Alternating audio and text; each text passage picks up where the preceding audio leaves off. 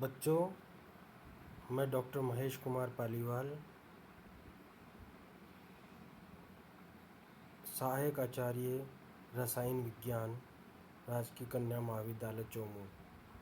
आज से हम नए सत्र की शुरुआत करने जा रहे हैं और उसमें हमने पहला जो चैप्टर है अपने सिलेबस का वो लिया है, जिसका नाम है ऊष्मागतिकी प्रथम।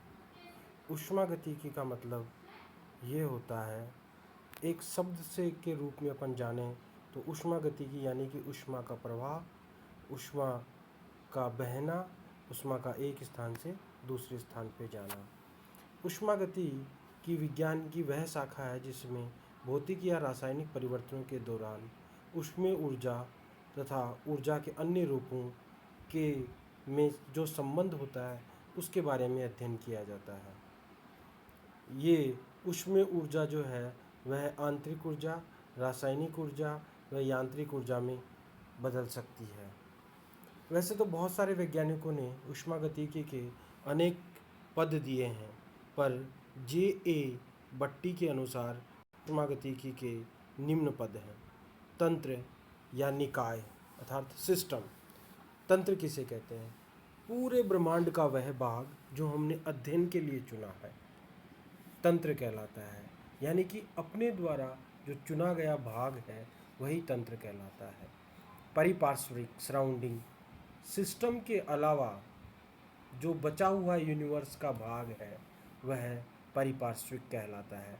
जैसे मान लो अपन एक बैलून की बात करते हैं तो बैलून के अंदर जो भरी हुई हवा है वो तो तंत्र कहलाएगी, और उसके आसपास का जितना भी जो भाग है वह परिपार्श्विक कहलाएगा।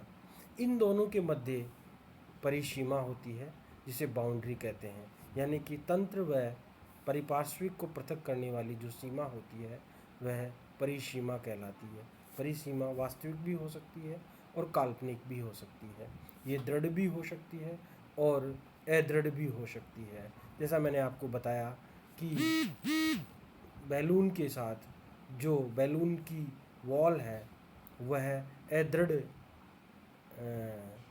परिपार्श्विक है, अदृढ़ परिसीमा है। उसी प्रकार से दृढ़ सीमा, जैसे न्यूक्लियर पावर प्लांट में जो वॉल्स होती हैं वह दृढ़ होती हैं। ये ऊष्मा की चालक भी हो सकती हैं और ऊष्मा की अचालक भी होती है, यानी कि जो ऊष्मा को चालन नहीं करती वो डायबेटिक कहलाती हैं, रुद्धोष्म कहलाती हैं। ऊर्जा के बारे में तो आप जानते ही हैं, कार्य करने की क्षमता जो होती है वह ऊर्जा कहलाती है। उदाहरण के लिए गतिज ऊर्जा, स्थितिज ऊर्जा, ऊष्मीय ऊर्जा, नाभिकीय ऊर्जा, संहति ऊर्जा, विद्युत ऊर्जा, यांत्रिक ऊर्जा आदि आदि कई प्रकार की ऊर्जाएं होती हैं। तंत्रों के प्रकार। अब तंत्र भी कई प्रकार के होते हैं। इसमें ऊर्जा व द्रव्य के विनिमय के आधार पर इनको बांटा गया। द्रव्य का विनिमय तंत्र और सराउंडिंग के बीच में कैसे होता है उसके बारे में बांटा गया है। पहला है खुला तंत्र। ऐसा तंत्र जो परिपार्श्विक के साथ ऊर्जा व द्रव्य दोनों का विनिमय कर सकता है, आदान प्रदान कर सकता है, उसे खुला तंत्र कहते हैं। उदाहरण के लिए एक खुले बीकर में गर्म जल। दूसरा बंद तंत्र, क्लोज सिस्टम। ऐसे तंत्र जो अपने पारपार्श्विक से केवल ऊर्जा का विनिमय कर सकते हैं लेकिन द्रव्य का नहीं, ये बंद तंत्र कहलाते हैं, क्लोज तंत्र कहलाते हैं। उदाहरण के लिए एक ढके हुए बीकर में गर्म जल।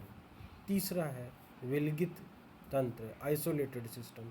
ऐसे तंत्र जो अपने पारिपार्श्विक से न तो ऊर्जा का विनिमय करते हैं और न ही द्रव्य का विनिमय करते हैं। ऐसे तंत्र जो हैं वो विलगित तंत्र कहलाते हैं। जैसे एक थर्मस फ्लास्क में गर्म जल।